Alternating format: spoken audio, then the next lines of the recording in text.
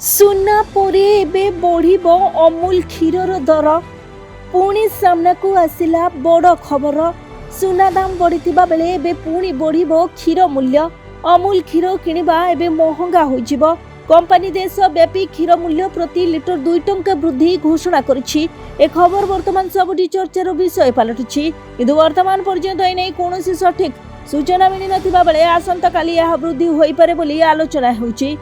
तेबे এই मूल्य वृद्धि पाउच क्षीर उपरे प्रযোज्य हेबो एवं यह प्रति लिटर प्राय 2 ରୁ 3% वृद्धि पाइपरे। तेबे केउ कारण पई एभली बढ़ुची दर एबे नजर पकांतु।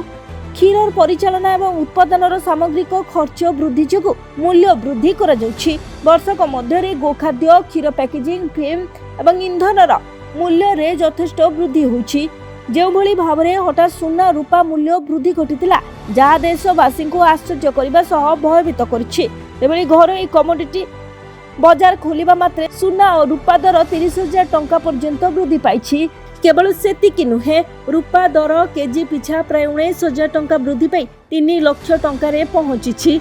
यास पेट्रोल और गैस मूल्य मध्य दिन को दिन वृद्धि पाउछि। ईरान एवं अमेरिका रे युद्ध जो भली भाबरे लागि रहिछि, जार प्रभाव रे सब जिनिसर मूल्य दिन को दिन वृद्धि घटिबारे लागिछि। तेबे रिपोर्ट रे दाबी करा जायछि जे ईरान समुद्र तळे जाइथिबा इंटरनेट केबल उपरे मध्य निजर नियंत्रण वृद्धि करबाकू प्रस्तुत हेउछि। एही प्रसंग केवल इंटरनेट स्पीड नुहे बरं विश्व स्तरीय डाटा, ऑनलाइन बैंकिंग, क्लाउड सेवा एवं $1 बिलियन डिजिटल अर्थनीति विषय मध्य प्रभाव पड़िबो। आ जहाकु नै एबे समस्ते चिंता रे रहिछंती। Bureau report, Biroja news.